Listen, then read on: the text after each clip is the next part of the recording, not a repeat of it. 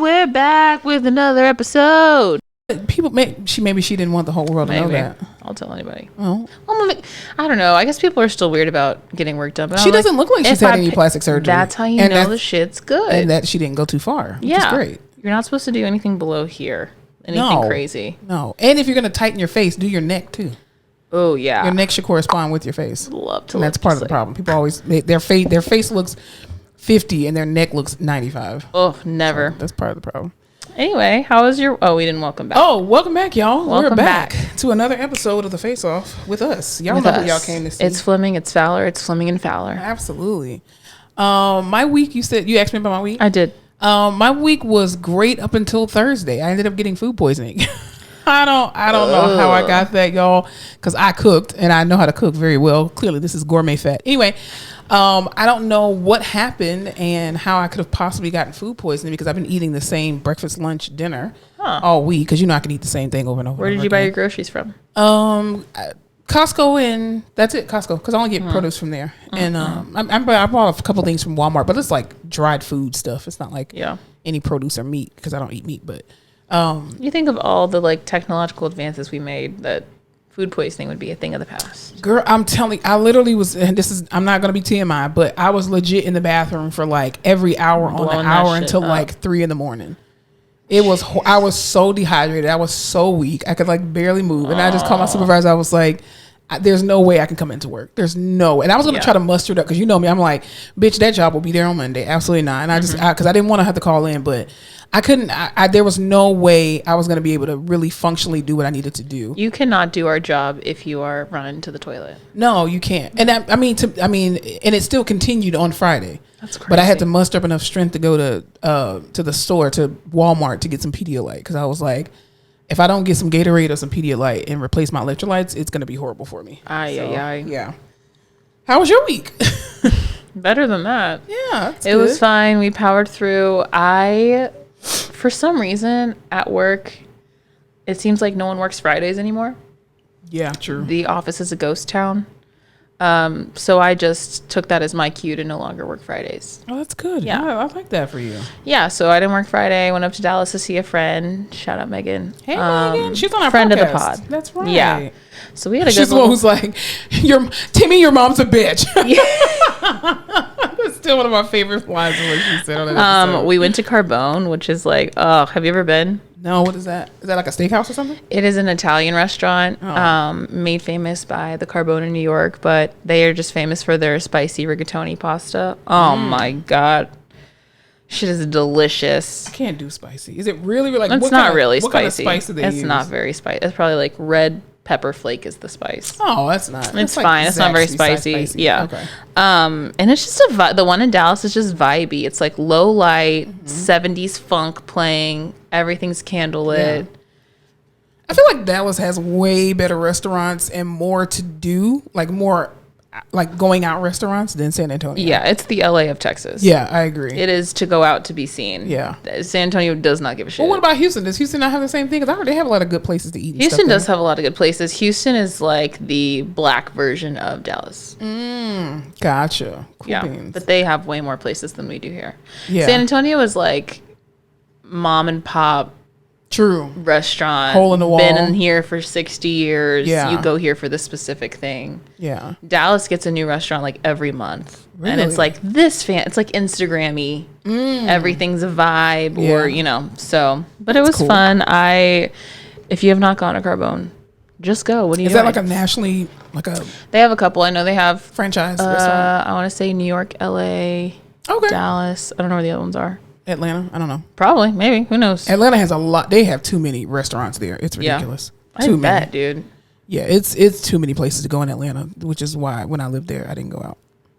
Because there's too many places to go. And everything is paying for parking. I'm not you already know how I feel about paying for parking. I refuse to pay for parking anywhere I go in life. I'm not doing it. That was the best part about living in San Antonio is we never had to, there was never a paid park situation unless you were downtown, and now you're having to pay for parking. Yeah, I don't go downtown. If you're going to invite me downtown anywhere in any city, I'm not going to go. Okay. Well, that's good to know. That's automatically going to mean pay for parking. Unless you're coming to pick me up, then fine. You can pay whatever you want to pay.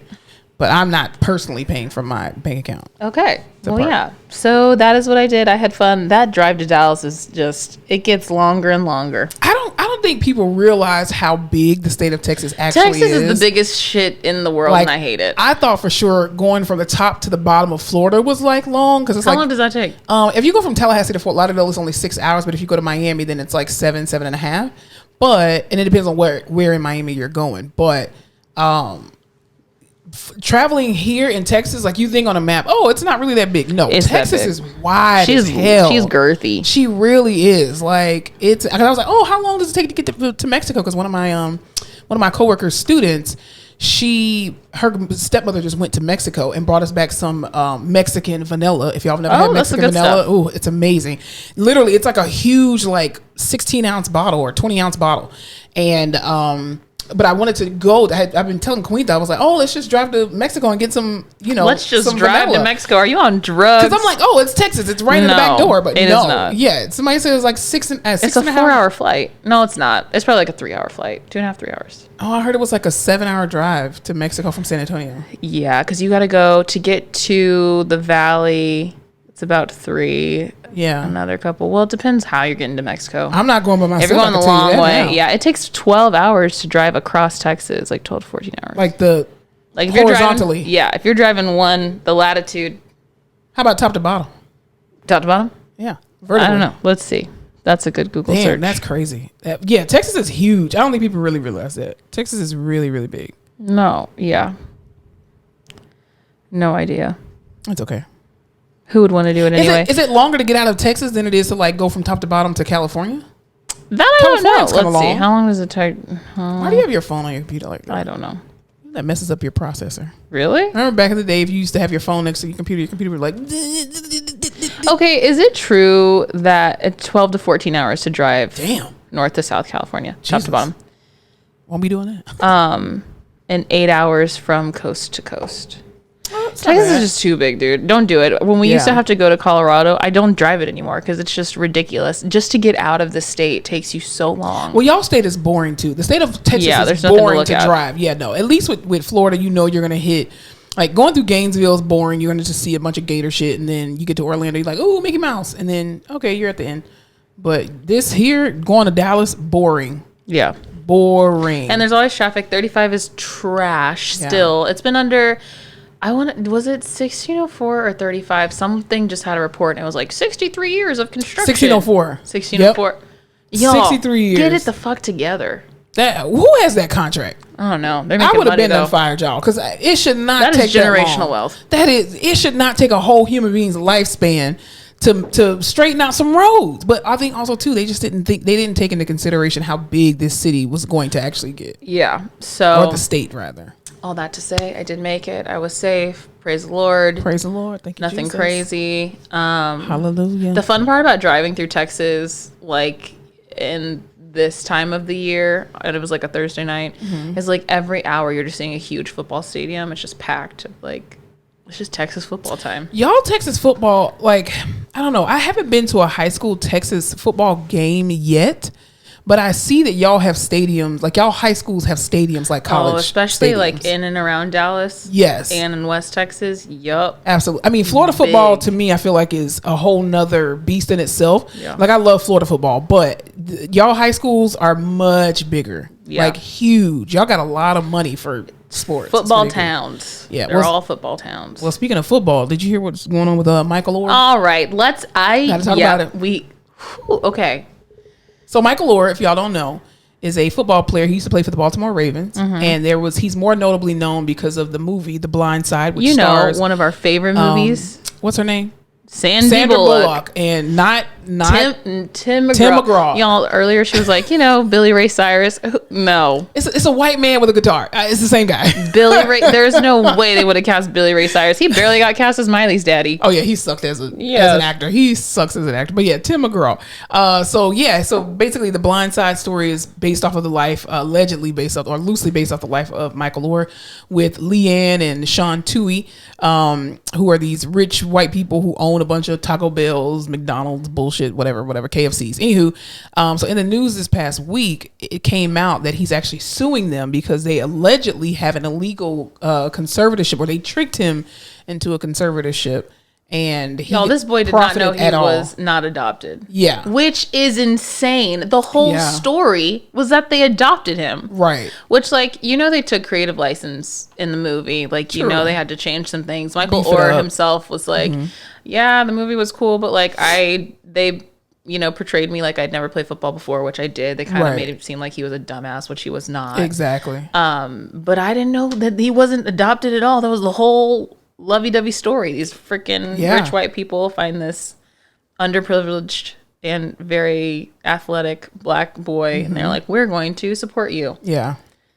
In fact, they did not. They just profited off of him. Allegedly. They got him into this conservatorship. He made no money off of that movie at all. Allegedly.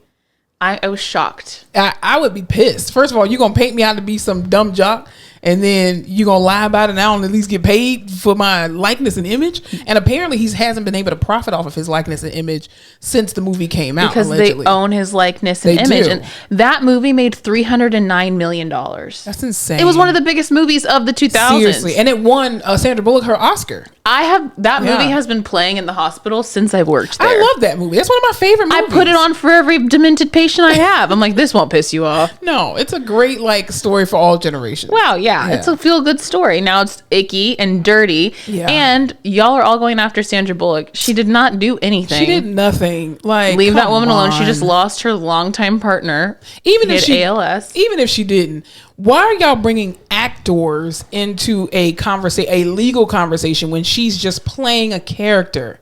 And I think she played that character very well. She made me believe that that's what this white lady looked like. Run the dang ball. I love God. She did run the dang ball, Bert.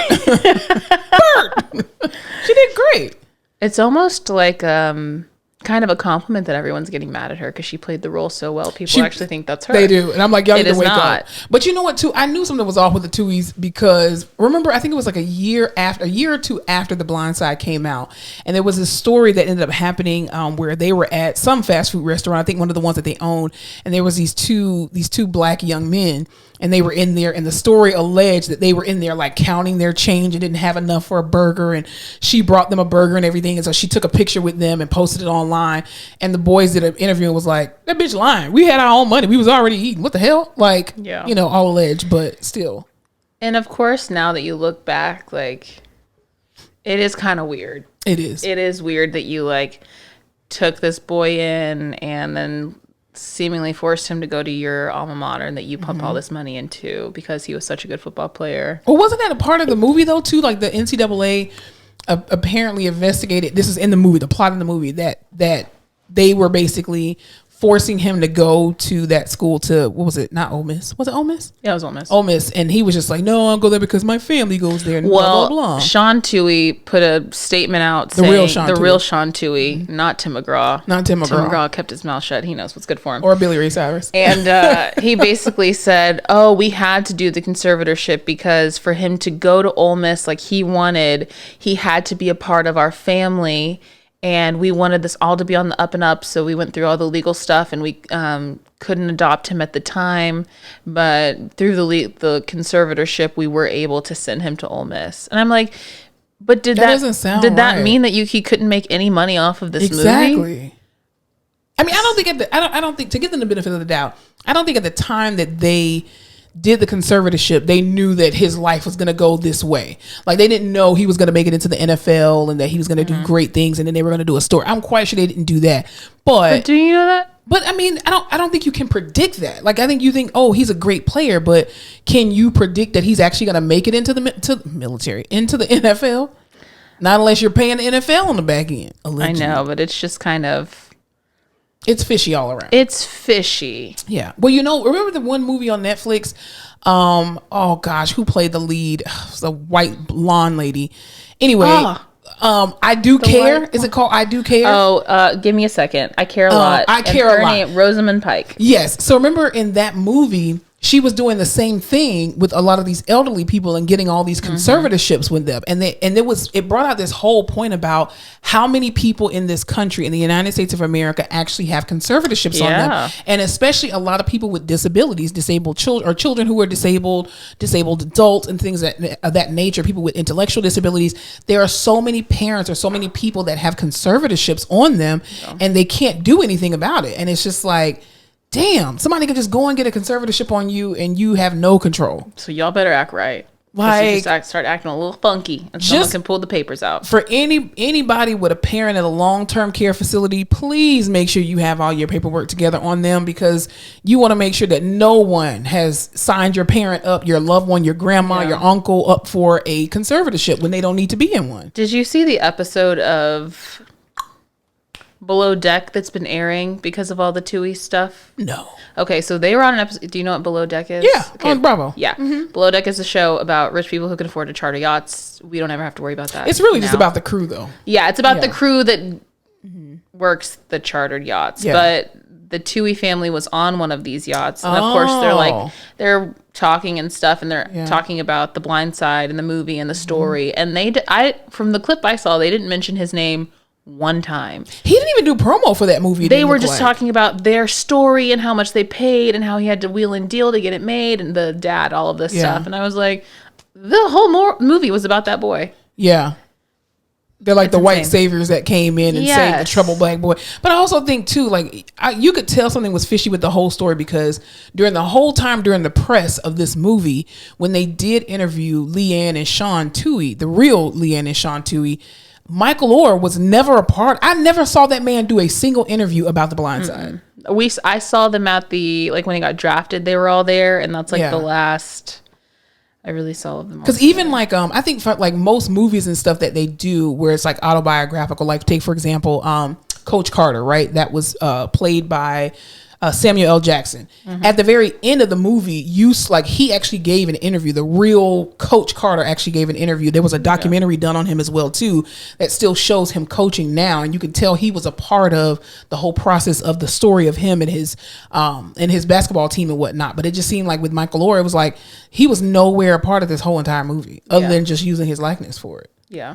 That's crazy. Wacky pataki. Well, apparently allegedly I guess the dad, Sean Toohey, said that they're going to end their conservatorship. And I'm like, no shit. Don't just end the conservatorship, but also you need to give him back pay of all the money that you made off of him, or at least give him half or something like that, or take a percentage and give him the rest. But then did you hear not conspiracy, but like apparently, allegedly, Michael Oher just married a black woman, and that's why all this shit is. I did hear that. I did. And she was like, the math ain't mathing. The math ain't math. You ain't about to do that to my man. I know that's right, black woman. I know that's right. Yeah. Hilarious. Insane. And then the SJ Toohey, Sean Jr., he went and did an interview with Barstool. Did you see that? No. Which, like, why? Why did you need to go and talk to Barstool? What was he talking about? He was just like, man, this is, he basically said, Michael's going to feel however he feels, but that's not how we see it. And that's not how everything went down. That's not how you see it, because you're the white saviors in the story. And, if I had all this money, like, don't you think if I had all that money, I would put it in my email signature that I was a multimillionaire and No, because wealth is quiet. Sir. What did Buffy say from the Real Housewives? No. From the Real Housewives, Married to Medicine, Buffy Purcell. She's her husband is like a psychiatrist, and she is like very wealthy because of her investments, and she used to work in the banking industry. Anyway, she basically said, wealth is silent, but rich jingle jangles. Oh. And I was like, that makes perfect sense. Real G's move in silence like lasagna. Listen, when's the last time you seen Warren Buffett at a Walmart? Never. I never seen it. You don't even know what kind of clothes he wears. Nope. He probably walking around with some wife beaters on underneath his suits. You don't know. You don't know. He could be walking around with a Walmart suit on. Who knows? A Walmart suit. I tell you. What is that? Faded Glory? Is that the Walmart brand? Yes. Mm-hmm. Nice. Faded Glory. They actually are coming up though. They look really good. Listen, you can find some good stuff at Walmart. They look really, really good. Well, I'll tell you who else is looking still amazing as usual. Did you see the new visuals for the Keke Palmer and Usher video? Okay, one thing Miss Keke Palmer is going to do is get her bag. No matter what's going on in her life. Yeah, Keke Palmer stays with a job. She rolls with the punches. Mm-hmm. Definitely. Keke Palmer is in Usher's new music video. Is it called Boyfriend? Boyfriend, yeah. Wait, is it not their song together? Does she sing it, or I heard a woman's voice in there. I think that's her singing. Huh. Well, she's definitely in the video. Yeah. Walking around. Which I love that. And this is on the back of her breaking up with her baby daddy, who allegedly. she was dating allegedly because she was, according to him, dressed inappropriately. And she's a mom. And a mom at the Usher concert. Right. It's poetic justice. I love to see it. I just love the pettiness of the entertainment industry because you don't know what's real and what's not fake. And apparently, like, people were making all these assumptions about him, and then he finally tweeted and was like, yeah, y'all are weird. Like, I've never talked to anybody and told anybody anything. So all these blogs that they're talking about are fake. And I'm like, well, the way Keke Palmer's moving, it doesn't seem like they're lying. That's all I'm saying. I'm not saying you're lying. I'm not saying she's lying. But I'm saying it's a good story. Call a spade a spade. Hey, listen, call a thing, baby. Yeah, no, I loved it. I That was perfect. I just feel like there are some people who know how to troll the internet right back. Like, Lil Nas X was one of them. True. Keke Palmer does the same thing, and I Absolutely. love it. She's like, y'all want to talk all this shit about me? Not shit, but just like, you know, just make me the center of attention. Well, I'm going to use it, and I'm going to play on those words right back. Well, because I think, too, Keke Palmer has been in the industry long enough and been scrutinized long enough to know how to navigate in and out of this industry. And I think she's learned and mastered the art of shutting up. Because she hasn't confirmed that they've broken up. She hasn't confirmed or denied anything. She just all you keep seeing Keke Palmer do is work. That's it. And I love that for her. She gonna get those clicks. She really is. I tell you who else is getting some clicks. Ron DeSantis. So, you know how we keep talking about, and the only reason why we bring up Ron DeSantis is because, unfortunately, he's your favorite politician. He's definitely not, but he's becoming an unfortunate thorn in the side of the United States because he's becoming a catalyst for a lot of the bullshit that's taking place right now. And in Florida recently, he actually suspended the district attorney for the Orlando area, and who's a black woman, and she's actually an elected official. And apparently she was doing a press conference. Allegedly, she called him a weak dictator. Well, he got his little small dick in a bunch. You think she was like weak dictator? Probably. That's why he got so pissed off. Probably. That's how I would say it. Yeah, and so he suspended her, and I'm like, how do you suspend an elected official if she wasn't doing anything? Isn't that called freedom of speech? It literally freedom of speech. She can call you a bitch if she wanted to. She probably has in quiet places, but whatever.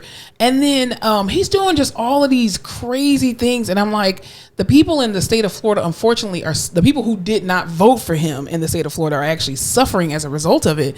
It means they're having supply chain issues and all that other kind of stuff. People are like, especially with the migrant situation that he did, basically trying to get rid of all quote unquote illegal immigrants. And I'm just like, aren't all the farms fucked up now? They are, yeah.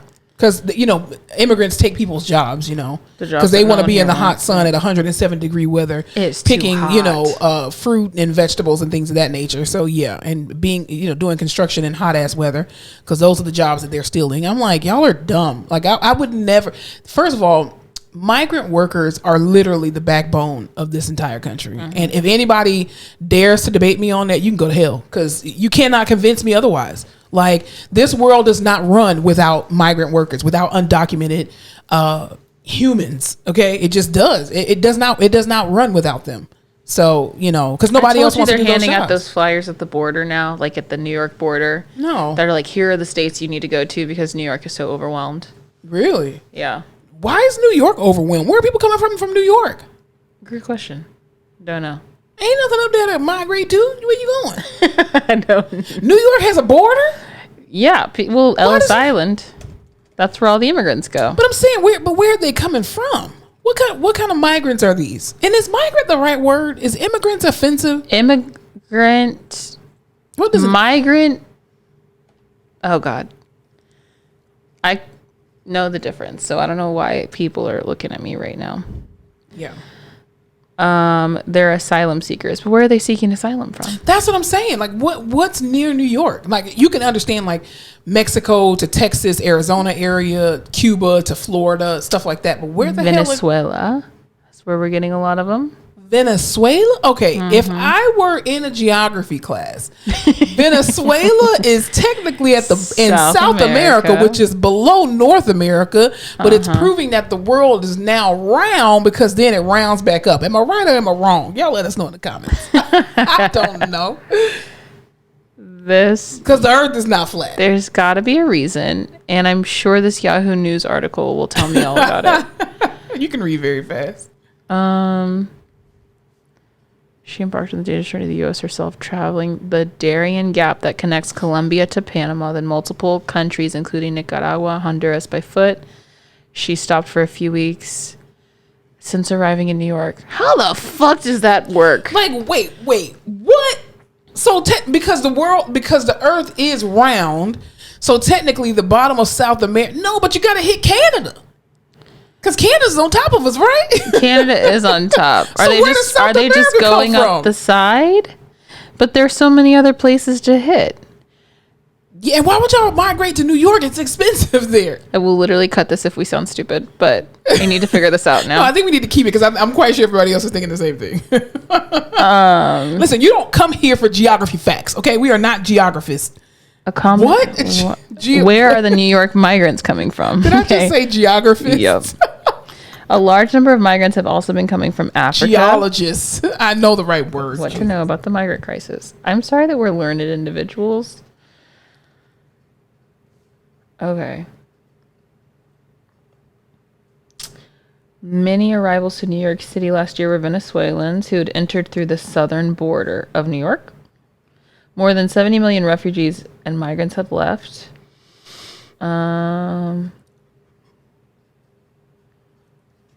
How the fuck do they get to New York? Are we stupid?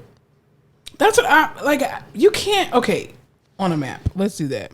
It says after crossing the southern border, thousands have made their way to New York with the help of officials in Texas. Greg Abbott has sent thousands in a campaign to provoke outrage and force the federal government to tighten the border security. So are we just shipping them all up there? Well, yeah, they're trafficking. Greg Abbott allegedly is trafficking people, migrants, to from the borders of Texas upward. Because remember, he sent them to Kamala Harris's house. Okay, on this map, on this specific map of the world that I'm looking at, in comparison to, and this is Google whatever. Okay, New York is here. Venezuela is way down there. So you've already passed Florida in order to get to New York. So why the fuck are you going to New York? These people they must be sending them there. It ain't that much of a damn sphere. All I heard. Is that you wheezing? No, it's gotta be something else. Oh, maybe it is me. That's you wheezing. Jeez. Interesting. Well, all I know is that a lot of people are seeking asylum in New York, and they were handing out. I heard somewhere that they were handing out flyers like, "Please consider migrating or immigrating to these places because we cannot. Yeah, we don't have the infrastructure, the capacity, the money. Everything's backed up." Well, I think people are getting really shocked because they hear of the old reputation of the United States of America, which I don't think. Well, I think America is guilty of portraying that they are amazing, but people get here and they're just like, "This is not the free America I thought this shit was." And we're like, "Have you not seen us on TikTok talking about how we're trying to get out of here? Like, it's not the place that you think it is. It's really not. It's a struggle. I'm sure it's better than where they're coming from. I mean, government wise, as far as your freedom of the press, freedom of speech, sure. Yeah. But as far as resources, no. Yeah. That's why we're in trillions of dollars in debt at this point, because we, import so much. I mean, export so much shit. I mean, import. You know what I mean? The most expensive place. Yeah. If you go to Florida or New York, to me, they're both crazy expensive places. I would just assume, though, that with all the crazy shit going on in Texas, it's probably easier to immigrate there. I agree. Yeah. The borders are not probably as secure. I need to do some immigration research. Because that's why they keep trying to secure the borders, and all that bullshit. But yeah, it's crazy. I tell you what else is going on with some borders and bullshit, especially in the government. Borders and bullshit. That's going to be the name of this episode. Borders and bullshit. Maui. We got to keep talking about Maui. God. Maui, truly, Hawaii. Y'all donate if you can. The fires in Maui are insane. Okay, well, we want to talk about more so the conspiracy theories and kind of the stories that keep coming out. Well, yeah, just fuck me and all my thoughts and prayers. No, go ahead. Mm-hmm. No, we're definitely... No, go ahead with your thoughts and prayers. No, go ahead, because that's important. No, truly. That shit is insane. I've been thinking about it a lot because I've been thinking about, like, how quick fires are and how devastating, and you just have no time. And then all these reports are coming out now about the people who are trying to rescue the fire went over the water. Yeah. Like, people were running out into the ocean to get away, and the fire just right on top of the surface of the water. Shit is insane. And it looks like post-apocalyptic, all the pictures. It really does. But yeah, I would love to hear about a conspiracy. Tell me what you're thinking. This is the conspiracy part that I'm kind of going with. So at this point in time, what makes it weird to me is that when you look at some of these pictures, you know, you say it's a wildfire, right? And I think there's been wildfires in Florida. There's been wildfires here in Texas. There's been wildfires everywhere, right? And so the typical look of a wildfire is just everything is engulfed, right? Yeah. But the way that these pictures are coming out of Maui, it's like all the celebrity $1 million homes have all been preserved, even though they're on the same island. Okay. Number two, you have all these cars and houses that are like burnt to a crisp, but then the trees are not burnt to a crisp. And then the road still looks the same. And I'm like, that's kind of weird. Then also too, now suspicious. That's suspicious. That's weird. And I think is it the governor of Hawaii, some elected official in Hawaii? They were talking about, oh, well, you know, what do you guys do now? He was like, well, we're already looking into plans to try to take over this land, to, you know, develop it into something. And I'm like, whoa. You're trying to to me, that seems like there was already something going on. Cause I'm like, why would you as the government be trying to take over this land from the residents who already own the land or are working on owning the land? Then you have Joe Biden who's like, oh, we're going to pay the citizens that were affected in Maui $700, a one-time payment. Nothing. Like, these people got mortgages and own also, literally Hawaii land. is one of the most expensive places to live. Yes. And you're talking about, but then it's amazing how we're sending $40 billion to Ukraine, but you're sending $700 a one-time payment to Maui residents when last time I checked, ain't Hawaii United States? No. Arkansas, Alaska. I'm just saying. Borders and bullshit, people. Borders and bullshit. Hawaii is such a special place. It's beautiful. Home to such special people who don't want you to come in. You heard us all, right? Yes, definitely my neighbor. Can you tell them to stop sawing? It's almost 9 o'clock at night. Like, why the fuck are you still We are busy doing work, our side jobs. Are you pulling up the camera? I love security footage. Yes. What the fuck is he doing at 9 o'clock at night? That sounds like saw jigsaw. No, it's a table saw. Or a miter. What are you, like a saw savant? Well, I have all that stuff. Yeah, that's definitely my neighbor. Because I have a couple of neighbors that actually, they build stuff. All day. That's their business. They build stuff. Anyway. Back to Maui. Beautiful people. Beautiful place. I saw something that was like, do not let these out-of-state developers come in and buy up all this land now that it's been destroyed. Like, this is for the people of Hawaii. Yeah. Also, tone deaf to the celebrities who are still out there on summer vacation taking pictures in Hawaii. Read the room. Yeah, it's unfortunate and it's sad because you're using a devastation that allegedly, according to Reddit, was orchestrated by the U.S. government to get rid of this land to create these 15-minute cities or whatever. I can go down a whole rabbit hole on that, but I won't. 15-minute cities? There's like these 15-minute cities that they have that are like, they're trying to push everybody into this one particular area where pretty much it takes you 15 minutes to get around and all the other kind of stuff, but it's like trying to put people on top of each other. That's why the rent, mortgages, and all that kind of stuff are going up. And so, but they're trying to basically have premier land that's going to be for the rich and the wealthy. But I'm just like, I see. You couldn't find nowhere else in the world to do all that? Wasn't Hawaii already for the rich and the wealthy? Like, people there live very, very bare bones, or you're rich and you can afford to live nicely. There is no middle class there. No. You're either rich or you're poor. Yeah. Unfortunately. When I was there, milk was $7 a gallon, which is probably more typical now. Yeah. Inflation. So I can't even imagine what it is over there. Yeah, it's crazy. My best friend's brother was stationed there for the military, and like literally a box of cereal is like $9. It's insane. It's because the importing. And I'm just like, but it's the United States. But, supply and demand, boats, I guess. The ships. It's crazy. It's absolute. But I just feel so bad for those people because you're trying to capitalize on an opportunity. On you're trying to capitalize on devastation, and that should never be your goal because that shit's gonna come back on you. Like, and I'm sorry, Maui, And a lot of different places in Hawaii, that's like sacred indigenous land. Yeah. And you play with the ancestors if you want to. You go ahead and build your $1 million house. I bet you that shit'll fall in a year. I'm just like, you're taking a selfie in the water. These people are literally digging through rubble, pulling up bones of their loved ones. Homeless in a few hours. Like, come on. And I'm not saying you can't be, like, obviously you can't control when you're there what's going on, but like, I don't know. Don't flaunt it. You can do a latergram. Yeah. It's very simple to do. Love a latergram. I don't know. Go help. Volunteer your time. I don't know. Exactly. But don't flash and flaunt in front of people who are already devastated, especially like right now. Shit is crazy. Well, I'll tell you who hopefully they won't be devastated. But speaking of, the rich and the famous, specifically in like California. Lifestyles of the Rich and the Famous, the show? With Robin Leach. I love that show. I used to love that show. Well, we may get some more video footage. I hope not, but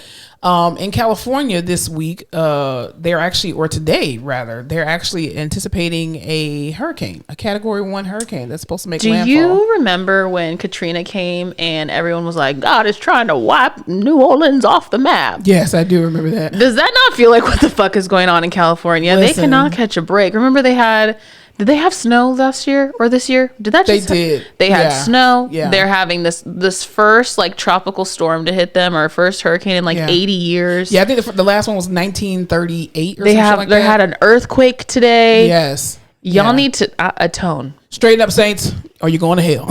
Something. Y'all get your beads out, your smudge sticks, start saging the place. Well, I mean, it's just the Bible coming to fruition. I mean, earthquakes in diverse places, it's crazy. Yeah, like, I mean, the fact that California has in recorded history has only had 2 types of storms like this before. It was once in like 1880 something. It was like a Category 4 that hit, and then in 1938 it was a tropical storm, and then now it's 2023, and y'all just now getting to see what was going on in 1938, like what the vibe was. See, nothing good. Trying to wipe it away. No, I would just like it said once for this episode here in this house. We serve the Lord. That's right. So absolutely, that's a blanket statement. We absolutely serve the Lord. Would not like to get wiped off. No, we don't play with Jesus. Listen, Please, I mean, I'm from Florida, and I've experienced enough hurricanes to know. I just hope that people are prepared. Here's what I do want to tell people out there: if you ever encounter a hurricane, stop going to the grocery store and buying a bunch of meat. Okay, you need to buy non-perishable stuff, because you buying chicken and fish and steak and all that. Like first of all, you need when your power goes out. When your power goes out, you are not going to more than likely probably have a generator. I mean, if you do, great. But if your generator is going to take up all your gas, if all you're doing is powering a goddamn refrigerator and a freezer. Mm-hmm. Even if you don't have even if you have a cooler, at some point in time, the ice is going to melt. So stop buying all these steaks and shit. So ribs. As a hurricane vet, yeah, what is your go-to grocery list? My go-to grocery list is, well, you talking about food or like supplies? Let's go food. Okay, food. You can't go wrong with Little Debbie. Little Debbie's gonna save your life. We love a snack over here. Always. Chippies. You're never gonna go wrong with Chippies. Okay. Water. What you are gonna get during this hurricane is diabetes. Absolutely. And you're gonna get obese, and it's fine because it's just for the hurricane. Because you'll be alive. And you need to sit your ass down. You don't do a whole lot of moving during a hurricane. You just sit down and relax. Can you imagine all these vegan people that are just gonna be like, what? They're gonna be screwed because you can't get hummus. You can't do none of that shit. You can't get hummus in a hurricane. Peanuts are great. You need a can opener, but you also need canned goods as well. You know those little Vienna sausages? No, well, yeah, those two. God, I used to eat so many of those when I was a kid. But you know the little candle things that the little candle warmers that you heat up. That's what you have to use for your food? Yes. Oh, Lord. I mean, you can barbecue whatever you want to. Charcoals, like people be getting all these fancy gas things. No. Get you some simple charcoal so that way you can get a little $25, $30 grill and have at it. And you may need to boil your water if y'all go into boil notices, but definitely Little Debbie, peanut butter and jelly, because jelly you can actually leave out. You don't have to necessarily refrigerate to a degree, but and peanut butter you don't have to refrigerate either. But definitely bread, no sandwich meat, nothing like that. Because again, you got to think about stuff that you can't keep cold. So this is your hurricane survival guide. Absolutely, but I'm telling you, Little Debbie and chips, you ain't gonna go wrong with that. Candy, you got to keep your energy up. So basically, my diet's safe. Yes, what you eat now? Because you, except for Nobu, you can't get no Nobu. There's no Nobu in a hurricane. No, we're screwed.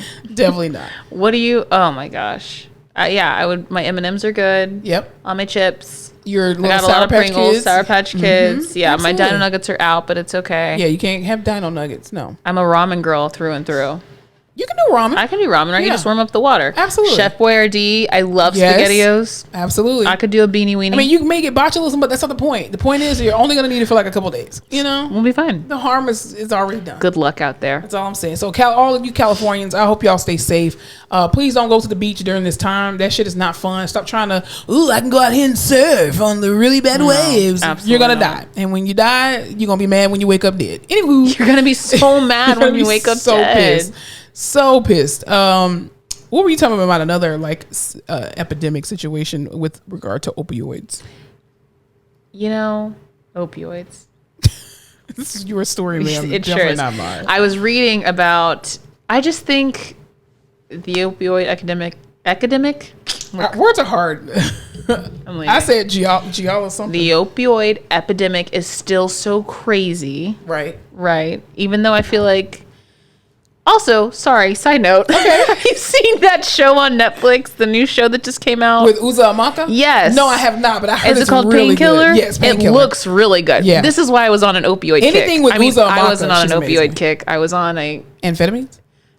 Well, yes, I am on an amphetamine kick. I meant like an opioid learning kick. Like I was interested in opioids. Anyway, Baltimore... Alyssa doesn't do drugs. I don't. Woo! Well, that spiraled. Sorry. Baltimore is seeing this huge rise in still opioids, right? There's this new one. It's called Tranq with a Q.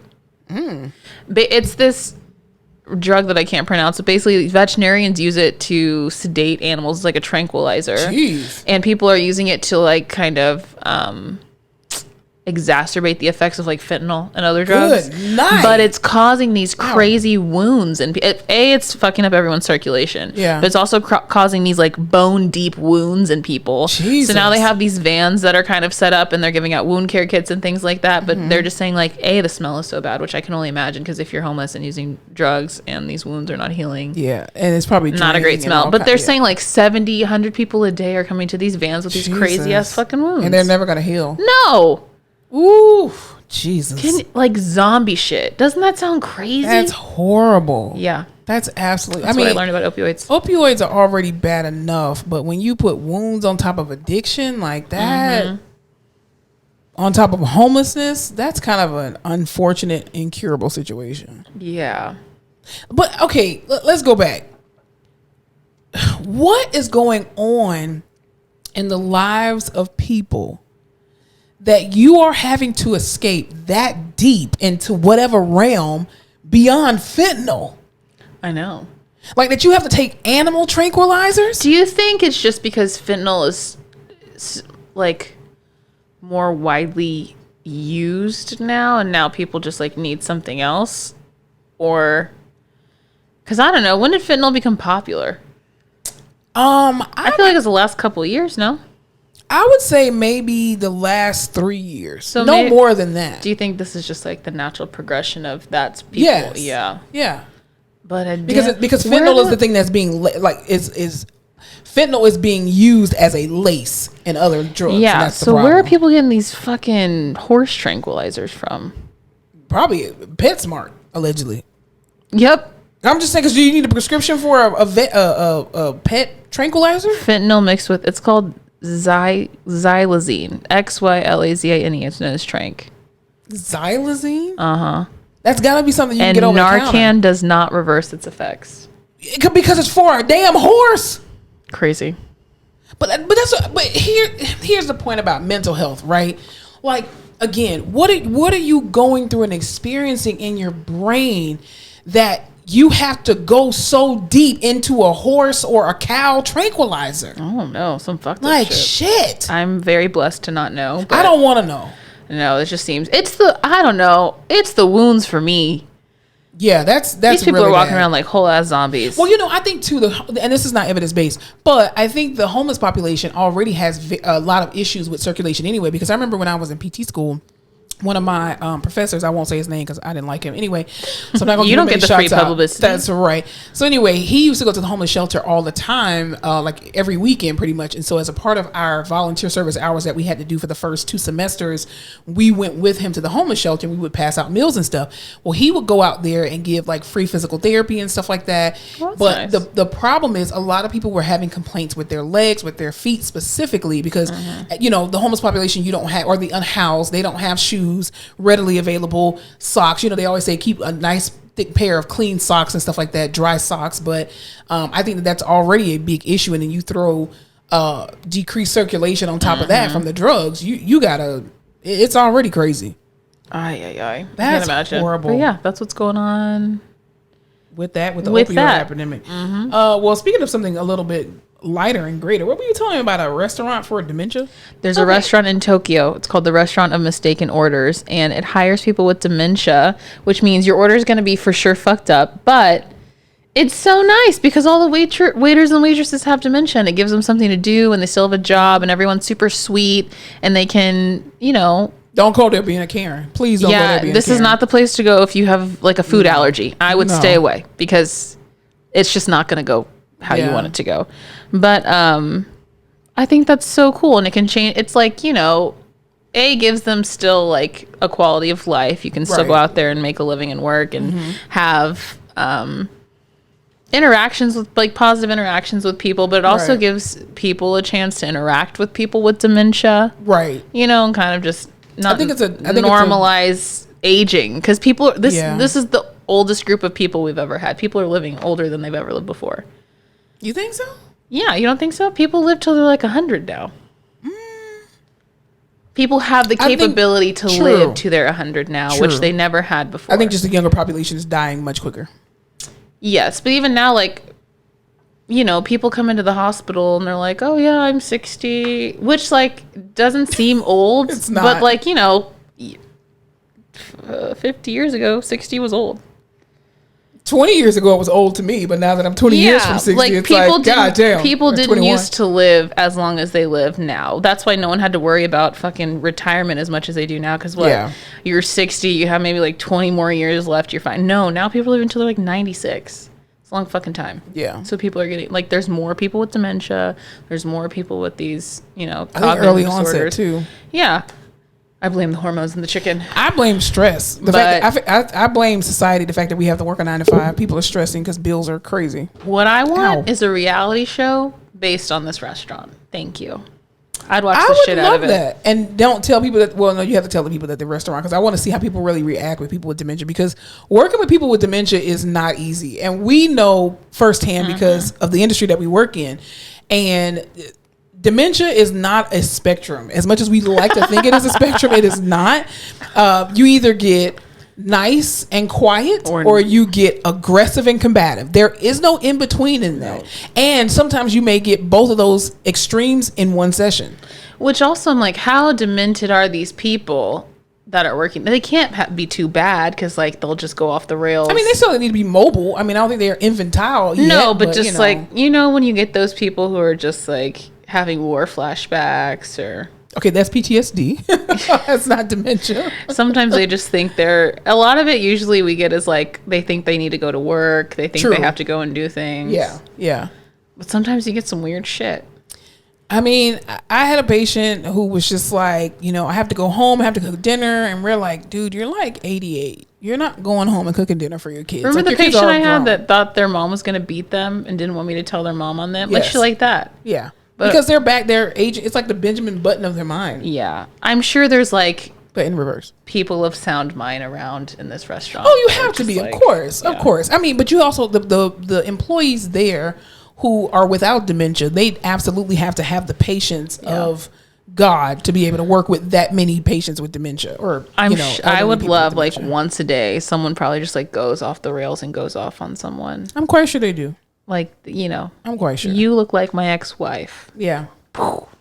Absolutely. Man, I mean, someone make that a show. I'd watch it. Yeah. I mean, I think it gives the public, the general public of all ages, an opportunity to see what dementia looks like. Yeah. Because it's not, you come across people and you're just like, oh, well, they're just senile. I remember we because you're young, but I'm still young too. But anyway, back in the day, we used to always just say people who were older, who were starting to lose their minds, quote unquote. We used to just say, "Oh, they're just senile." No, they're probably undiagnosed with dementia. They're not just senile, like, because there's a lot of people who are in their 90s, 80s, 100, and they are still sharp-witted. We've seen those patients all the time, and it's like, no, that's not senile. Something is off, chemically off with this person. So, I had a patient with severe dementia last week. Severe. Like, memory care severe. Yeah. And I go into the room, and first of all, the EVS workers at the hospital are hit or miss. They're great or they're a little off. Okay. This one I think was a little off because I walked in the room, she's cleaning, and this patient doesn't really talk very much, and the EVS worker who's in the room was like, oh, I came in here and she waved me over like this, and I went over to ask her what was wrong, and she wanted to give me a hug, and then she wouldn't let me go. And I was like, why are you hugging on these people in the hospital? You don't know anything about this. Like, you don't know, like, I wouldn't do it because I've been played before, but more power to you, ma'am. People with dementia got death grips. That's all I'm saying. They will not let you go. They are strong. They are strong. They will break your fingers if you let them. Yes. Just don't do it. Never give them your hand. And I don't know how she was holding her so tight. She's contracted in one arm. So I'm like, she must have a death grip. Yeah. I didn't stick around to find out. Anyway, the PCA came in to get vitals, and she was like, she's doing so good with you, because she had this freaking lock eye on me. And the PCA said, she's doing so good with you. Can you please stay in the room while I do all this? Because she was kind of combative earlier. And I was like, yeah, that's fine. She's just watching me. She's being quiet. We're doing pretty good. And I'm like, all right, let me do my evaluation.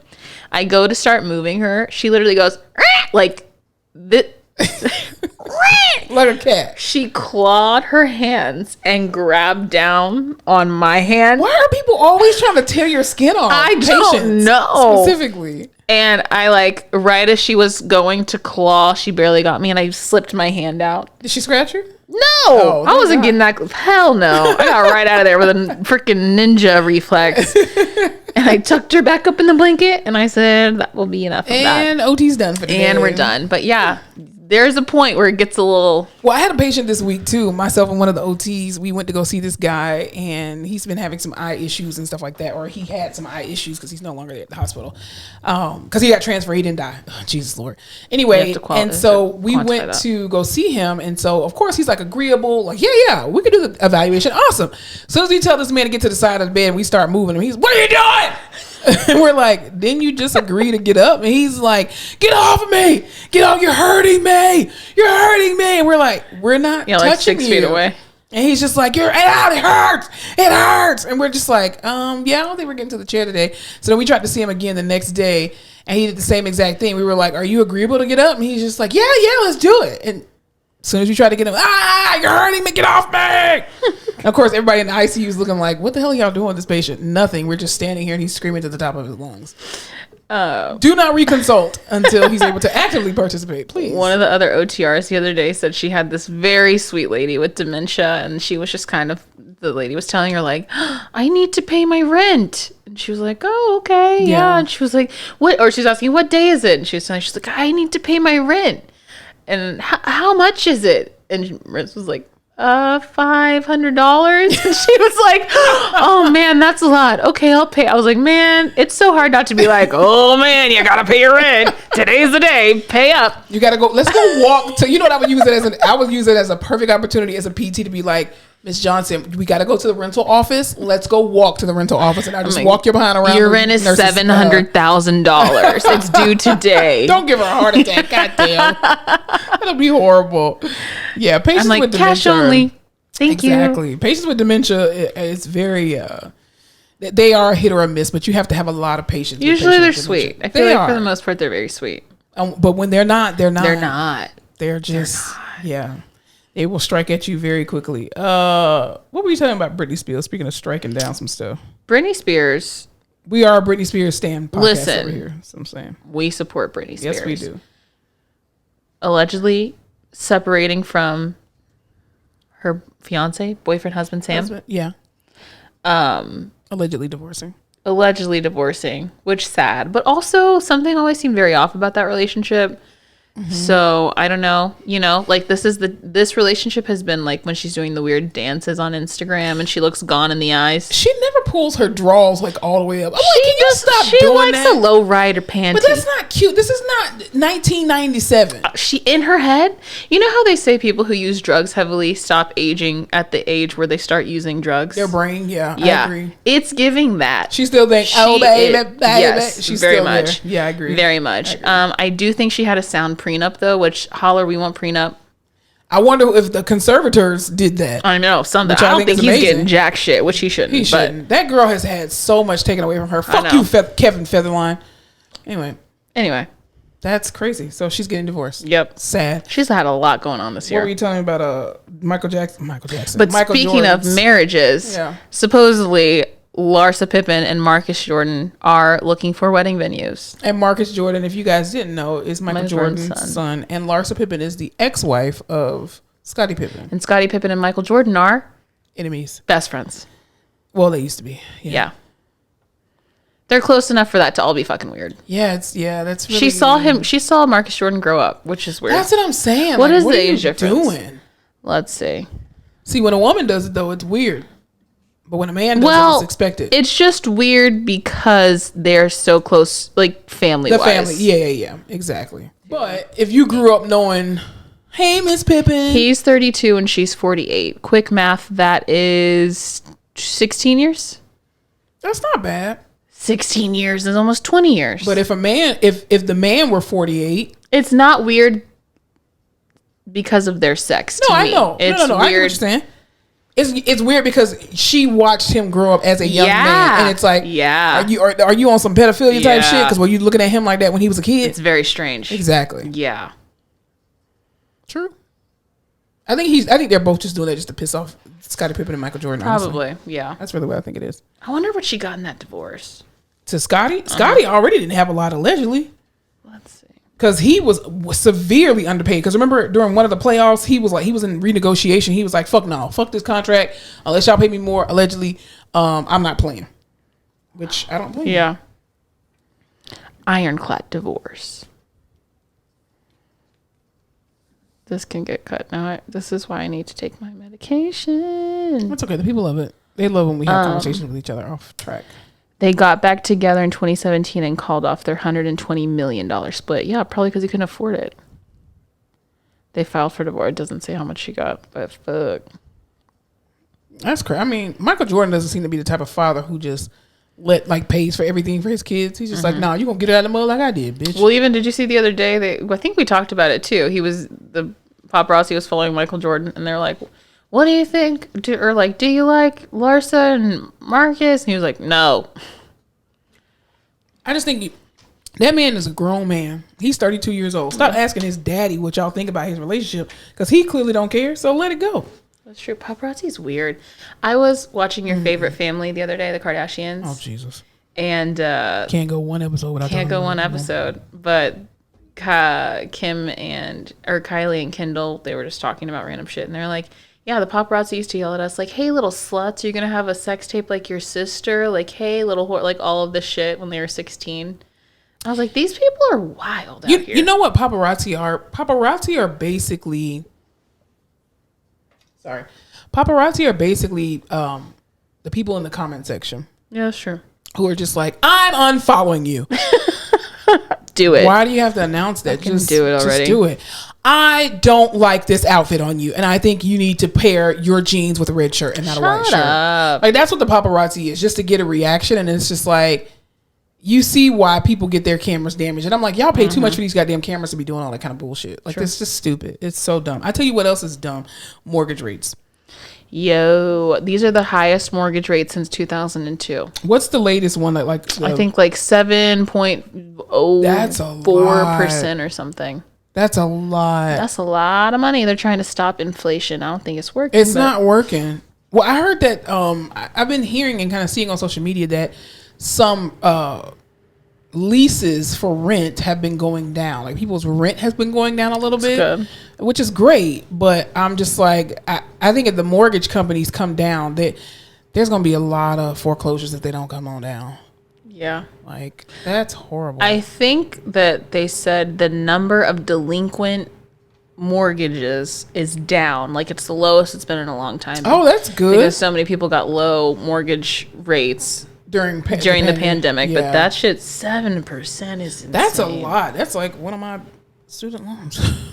Oh, Jesus, grad school. Student loans, dude. They're crazy. It was one of my friends. Shouts out to her. Whatever. Anyway, she actually just texted me today and was like, "Hey, I'm just calling to let you know all my loans got, forgiven. You should check your email." Ain't got one. I need to. Joy ain't sent me nothing yet. I need to figure out. We'll figure it out off here. Mm-hmm. Yeah. Anyway, we got things to figure. I'll tell you what else is going on that's crazy as far as rates is concerned. Well, we might be getting some money, especially if you're an Apple user. So y'all know how a few years ago people were talking about how every time a new Apple product comes out, how their phones start to go a little slower.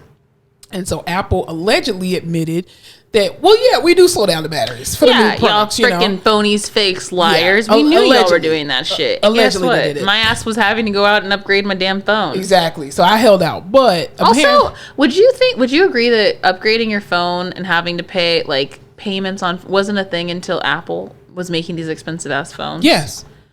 Why don't like? I remember when I was in college, I used to pay outright for my phones. Like phones were not. $50. Okay, no, that was a cheap jitterbug. But okay. I do remember at one point I used to go and pay like $300 or $400 all at once for a phone. And you would just get the phone. And you would get the phone and it would be yours forever. Your phone. And then when you wanted to upgrade, you went and got another $300 or they will offer you a certain amount to trade it in. The Sidekick when it came out was like $299.99. Yes, like exactly. So the fact that now you're paying like $1,500 for something crazy, insane. And then people are getting that every single year. They're getting a new phone, which again, you're only paying like $20 to $30 per month on your cell phone plan, but still, like, you should be able to own the phone outright. But you're paying, like, to me, that's why I don't get rid of my iPhone, because I'm just like, this is a whole ass camera. Mm-hmm. Like, I can use this to record, I can use it to, edit, I can do all these different things. So I'm just like, weapon.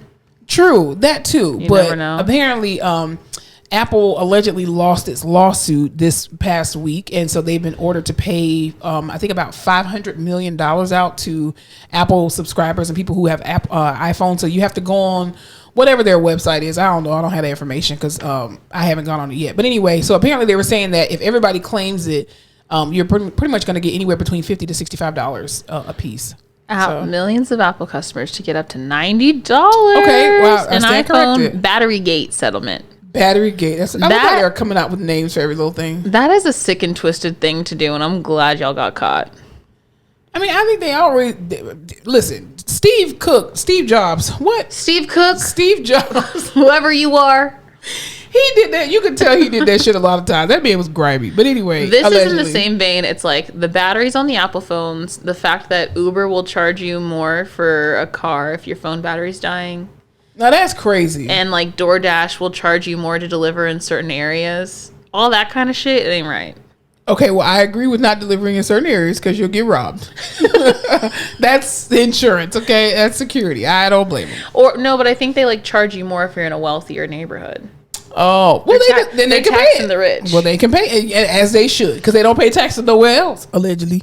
So, but y'all be doing some shady shit out there. Anything else we need to talk about before we go into what we're watching or the Rehab Corner? This is like inconsequential, and you probably won't know who I'm talking about. But do you know Ashley Tisdale? Come on, man. The what? Yes, I know Ashley Tisdale. She's married to the Muffin Man. Do you know Austin Butler? Yes. Okay. Do you know how Vanessa Hudgens and Austin Butler dated for a long time? Yeah. Okay. And then recently, well, they not divorced, but they were separate, fucking broke up, whatever it's called.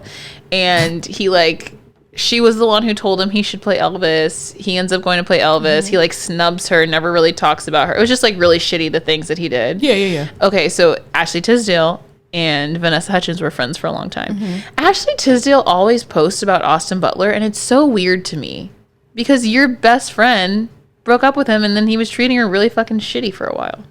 So they're clearly not friends right now. It doesn't seem like it. I just needed to talk about that with someone. Because I keep seeing it. I'm like, isn't that fucking weird to anybody else that she keeps posting him and that's supposed to be her best friend? It's like the whole Selena Gomez and Hailey Bieber thing. Oh, yeah. I don't think they're friends. But oh, hell no. But it is kind of like how she's supposed to be friends with Gigi, but then Selena was out with Zayn. and everyone thought they were dating, and that's Gigi's baby daddy. Yeah. That's not soap opera.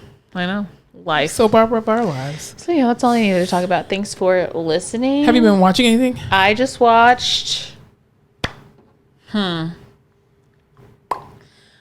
started Jack Ryan, which I'd never watched before. The one with John Krasinski. Yeah. God damn it, John. I know Jim from The Office. Yep. I watched Red, White, and Royal Blue, which is I didn't have time to watch all this stuff. Watch it while I'm doing other stuff. So I like half-ass watch it. I guess, child. Okay. Or I watch it and I fall asleep and then I wake up and watch it again. Cool beans. What if I was like, I watch it when I run on the treadmill an hour every day? I wouldn't believe you. I wouldn't, yeah. But it sounds good. You running for an hour? I should do that. That's something I should be doing. And I think that's it. Interesting. What about... I'm just slowly making sure that those are the only things. The only thing I watched, I finished The Witcher, the whole season 3. It was actually really good. You can tell it's going to be... Well, we talked about that last time. It's part 4. I really haven't watched anything else, honestly. Like, this week was... It was good until it wasn't on Thursday. Everything went to shit. Thursday was a perfect day for you to watch something. It was, but I was literally on the toilet. I was pretty busy. Do you remember that video of that lady who's like sitting on a toilet? Sitting on a toilet. That's a throwback. Yeah, no, and then Friday I was literally stuck in the bed all day. I was so weak. I was like, Jesus Lord, this is ridiculous. Weak in the knees. I could hardly speak, man. I lost all control. And something came over me. I did watch the new episodes of that show Lioness with Zoe Saldana. Oh, okay. Still good. It's still good? Really That's good. Awesome. 10/10 recommend everyone go out and watch it. That's awesome. But that is it. That's all I got. Cool beans. Well, last thing I want to talk about, real quickly, failure in therapy. A quick little rehab story. So I had this patient this week, and Alyssa and I were talking before we started actually recording about how it's not funny, but it's very interesting when patients don't take the advice of the experts who do this every day. And we are advocates where we always tell our patients, advocate for yourself, ask the questions, don't just believe everything we say, but then don't question us either. So don't believe your other medical professionals, but you can believe. You can trust your PTs and OTs because we're always right. We're never going to steer you wrong, allegedly. Anyway, so I had this one patient this week who came in. He was an AKA middle-aged guy, whatever. And so he was just very adamant about not going to rehab, which is understandable. A lot of patients don't want to go to rehab. No one wants to go to rehab. Exactly. Except for people who don't need rehab. Exactly. Y'all love going to rehab. It's like y'all are walking 500 feet, no assistive device, and you're like, I need to go to a sniff. Yeah. Exactly, because they're lonely. So anyway, this guy, he's an above-the-knee amputation. And so, I was explaining to him about, he's been having a lot of falls at home. And so he was just like, well, I want to try crutches because I don't feel like the walker that I'm using is actually like safe or whatever because I keep falling. And I'm like, well, it could be because you're impulsive, but also too, your body forgets that you're an amputee now. And so people wake up in the middle of the night all the time and they still think they have a leg or an arm or whatever it's been amputated. And it's like, no, you literally don't have that because you still feel it and you have the phantom pain and all that stuff. Long story short, I went into his room and I was like, okay, I'm going to try you out on crutches, see how it goes. Because he was like, I know how to use crutches. I used crutches when I was a football player back in the day. And I'm like, okay, that's very different than being an amputee. Long story short, I go in and we take one step with the crutches after I've given all this verbal instruction, the demonstration, everything. As soon as he takes the one step, he's like, I don't think I'm ready for crutches. No shit. And I'm like, no. Go take another step. He takes a second step. He's like, no, I don't think I'm ready for crutches. And then you have to be like, oh, really? No. Yeah. Oh, well, okay. Yeah.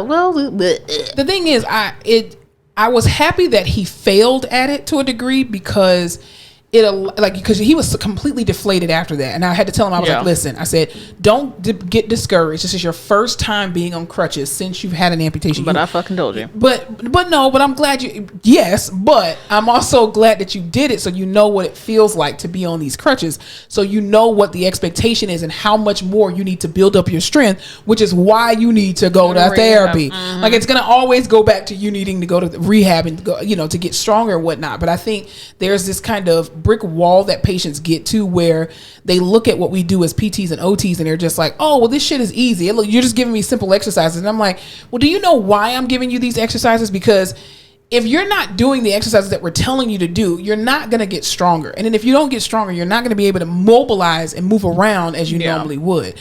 But I sometimes like when patients fail at what they think they can do because it shows them that what we do is actually skillful. One of the hardest parts of this job is having to stand here like this and see them struggle, and you have to let them fail because you're like, they're never gonna fucking believe me unless they do this. Exactly. And fail. Exactly. Which is why I took the crutches in there, and I was like, no. I said, sir, I got the gate belt on you. You're not gonna fall because I'm not doing extra paperwork today. You're not gonna fall, but I know you. And I didn't tell him you are gonna fail. I was just like, I was his biggest cheerleader. Let's do it. Let's try it. You're pumped. Let's do it. Here for you. I got faith in you, sir. All I was doing was manipulating you to show you that you're going to fail, but guess what? You're still going to be able to get it. And part of that was too because he tried to leave AMA the day before and was like, just give me the crutches. And I'm like, no, you need to fail, and you need to see that you're failing with this in order for you to understand how much more help you actually need. So sometimes it's a good thing when patients actually fail at what they're doing. It's nice when they can see it. It's so hard when you have that freaking hard-headed ass, annoying ass patient. I got it. And you're like, okay, do it. Oh, let's see. Pretty much. Okay, try. Yeah. Man, people really think they be knowing. I'm like, they called me in here. This is my whole job. And they're like, I know this is your job, but well, then if you know, shut the fuck up. Let me do my job. Yeah, it's just like, okay, and then they start to tell you all these stories about, I've been going to rehab for these many years, and I've been doing this and this and this and that, and I'm like, I get it. I totally get it. My favorite is when they're in the hospital for a fall or something, and you go in and ask them how they've been getting up and moving. They're like, well, let me show you how I do it at home, and it's the most like convoluted, like crawling on the floor, crawling over the bed, over a cabinet to get to a chair, to flip yourself over, to throw yourself. I'm like, this is why you're here. Why are you doing it? So unsafe. So unsafe. Every time I'm like, I have to let you, like, okay, show me. Yeah, but I think also too, it gave me an opportunity to explain to him who he is as an amputee, because I think a lot of times people brush over the fact of, this is a new normal for you. Yeah. And this is a new body that you're not accustomed to. And so it's scary, and it's uncomfortable, but the quicker you realize this reality that you're in, the quicker you're actually going to heal from it and be able to move forward. Because if you still keep thinking, oh, I have a leg, I have this, and you keep operating in that way, you're going to keep falling and then keep coming back into the hospital and getting washouts. And then, you're going to be a hip dysartic at a certain point if you keep doing that. But I think also too, it helped me to help him, because he was just like, I know this is going to sound crazy, but I still feel like I have a foot. And I was like, yeah. Because your nerve endings are still there. They didn't cut those all out. They're just balled up and at the bottom of your residual limbs. So I'm like, that's normal. But I told him I was, just trying to give him some tips and tricks, doing the mirror and all that kind of stuff to visualize whatever. But he needed to fail at that. And it was a successful failure, so that he understood, number one, where he was and how far he needs to go based off what he wants to look like. The tricky thing about amputees is when they're still very mobile, like when they were really mobile before, and it was just like a quick, not a little amputation, but it was a clean, quick thing that was coming, because they're just like, let's fucking do it, let's get up, because your whole life just changed. You just lost your leg. True. And like I think a lot of them are still kind of embarrassed and haven't taken the time to grieve their leg, and they just are kind of like, let's just keep going, we're just going to keep moving. Right. And it's hard, because if you are actually able to still kind of move, now the hard part is slowing you down. Yes. And instead of like, you being debilitated to the point where you can barely move, and it's working you back up. You can see that you can't move. You feel very weak. Those motherfuckers will just get up and start trying to swing their body around. And you're like, can you slow it down? They are so impulsive, and you're just like, I'm just gonna let you fall. I'm gonna fucking let you fall, because you're not listening. Well, I can do this. Oh, no, you know everything, Mr. Johnson. You go right ahead. And then as soon as I let you go and you fail, then you're just like, okay, well, fine, we'll do it your way. It takes one time of you stepping that damn foot down that ain't there anymore. Yeah. One time. Whoa. And it's like, there's nothing there. I'm trying to help you. And I get it. It's an adjustment. It's an adjustment for you. It's an adjustment for your family. But the reality is, slow the fuck down. And they're just like, so when do I get my prosthetic? Next week? Okay. No. And I wish there was like, rehab psychologists. If you're a rehab psychologist out there, please let us know. We need more rehab psychologists to help people through these types of issues. Like when you need to mourn your old body and now you're stuck in this new body and you can't do anything about it. Yeah. I.e. the interim portion of an amputee, when you're waiting for everything to heal to then you being able to get a prosthetic, because us telling them, a lot of times they just don't get it. You know what we really need is a really good acute care therapy show, reality TV show. Yes, and we should executive produce it and be writers on it. Yeah. I'll even give you my services for the first season. I'll let you follow me in the hospital. Okay, you got to pay me still. 10/10. They would all recommend me. I get glowing reviews. Well, you're going to have to put me at a different hospital because I need a high acuity. Yeah. Okay. I would have to be at a level 1 trauma center. Oh, I hate trauma. Why? That's fun. Because they're like, they're non-weight bearing on every limb. True. I hate that. Figure it out. Like, non-weight bearing on the right, non-weight bearing on the left. What the fuck do you want me to do with them? I'm like, okay. Edge of bed exercises. That's all we're doing. I'm like, how are your fingers doing? Exactly. Yeah. Let's just sit up at the edge of the bed. That way so people know what the fuck we do. And we should, listen, we're going to create that. I'd watch it. It's fun. And I think from the viewpoint of the ancillary staff, nobody has ever done that before. So I think it'll be fun. Like a mix between Scrubs and The Office and then a real life actual medical show. ER or something. But real. Yeah. Absolutely. Definitely. There you go. I mean, we can make it scripted. I think doing script. No, you can't fake clone this and shit. No. You can't. No, I'm serious. You can't. Remember, we tried to do that in school. I'm quite sure you did it in OT school. I definitely did it in PT school. The show's already canceled. No, I'm saying. Nope. Yep. No, sorry. No, but I'm saying if it was scripted, but we use people with real disabilities, like real actors with disabilities, I think that would be great because it gives them an opportunity to work as well too. Clonus was just such a No, because such an example. No, I just remember one of my classmates trying to like replicate Conus, and I just told my professor, I was like, "You can't. That's just not working." Like, even when they would be like, "Okay," in transfer lab, when they're like, "You're a total assist," you can't because if I feel that person trying to drop me, your writing reactions are there. Exactly. It can't be total. You can't fake spasticity. No. You can't fake any of that shit unless you're malingering. But and then you still can't even do it. That's why we know you're malingering. Anyway, neither here nor there. Anything else we talk about? Tune in to our show in the fall. It'll air. It's called Borders and Bullshit. Anyway. Anywho, thank y'all for tuning in to another episode of the Face Off with Fleming and Fowler. We definitely do appreciate y'all. It's going to be an amazing week on purpose. An amazing week on purpose. Y'all remember to spread love, spread light, and don't forget to laugh your face off.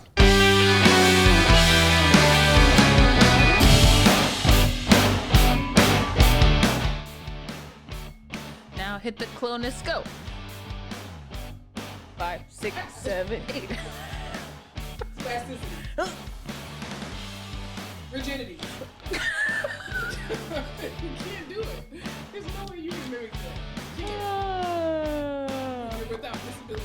Thanks so much for tuning in to another episode of The Face Off with Fleming and Fowler. Don't forget to follow us on all our social media platforms, Instagram, Facebook, Twitter, and YouTube at The Face Off Pod. Be sure to tune in to The Face Off every Tuesday where new episodes are released.